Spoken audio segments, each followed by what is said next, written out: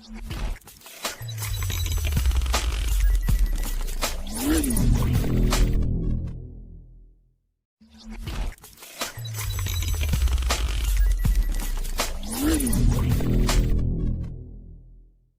everyone, welcome to Sanus Biotech Academia. Today we are going to discuss about the hydrophilic amino acids. We know that hydrophilic amino acids means water loving amino acids and hydrophobic amino acids means water hating amino acids.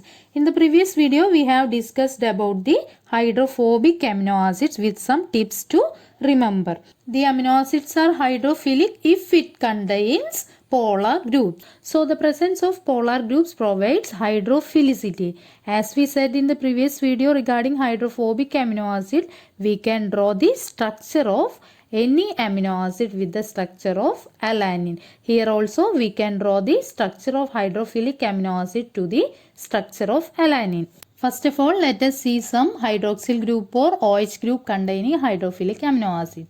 Now let us see the structure of serine. The 3-letter code of serine is SCR and the 1-letter code is S, capital S.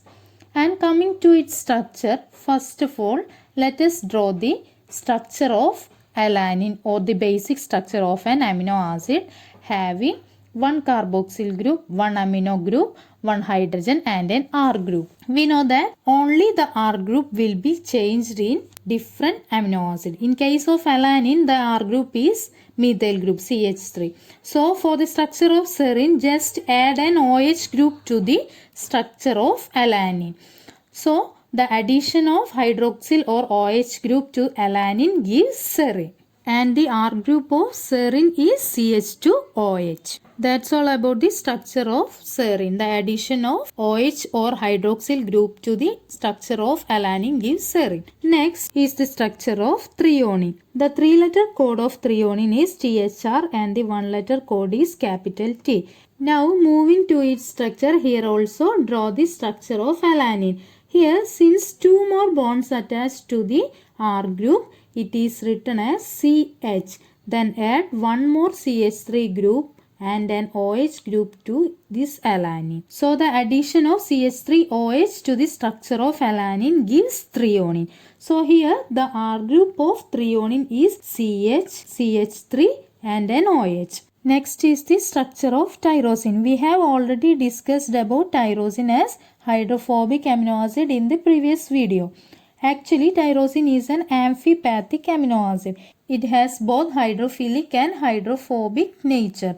It is hydrophilic since it has a polar group which is OH group, and also it is hydrophobic since it has an aromatic ring in its structure.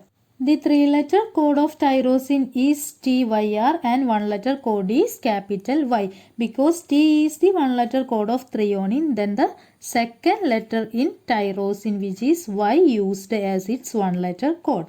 Now moving to its structure, here the addition of a phenol ring to alanine gives tyrosine. Phenol ring means benzene ring attached with OH group or hydroxyl group. So this is the structure of tyrosine. The phenol group addition to the alanine gives tyrosine. Phenol group means benzene ring attached with an hydroxyl or OH group. So all these amino acids has OH group as polar groups and they are also called OH group containing amino acids. Now let us move to the structure of another amino acid which is cysteine. It is a sulfur containing amino acid.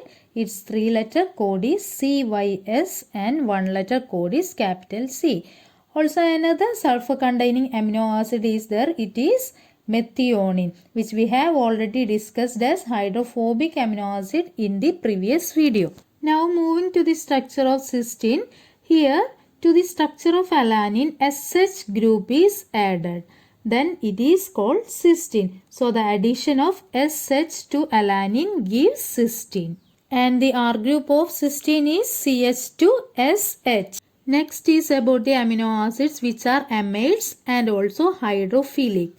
So the amides means it has C double bond O and NH groups. So the presence of C double bond O and NH groups gives the amides also which are hydrophilic due to the presence of polar groups in this amide. Two amino acids which are amides are asparagine and glutamine.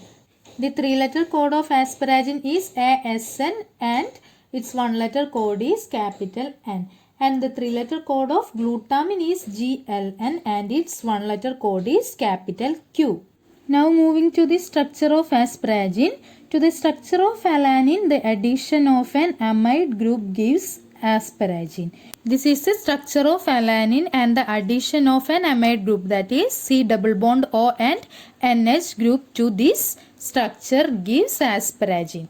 And in the structure of glutamine, one more CH2 or methyl group is there. The main difference between asparagine and glutamine is that glutamine has one more methyl group than that of asparagine. And these are also hydrophilic amino acids because it has polar groups in its amide structure. So, amino acids which are amides are hydrophilic amino acids.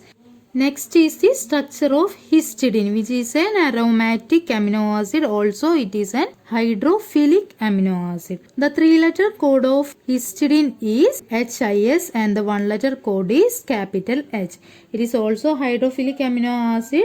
Then moving to its structure, just rotate the structure of alanine to right.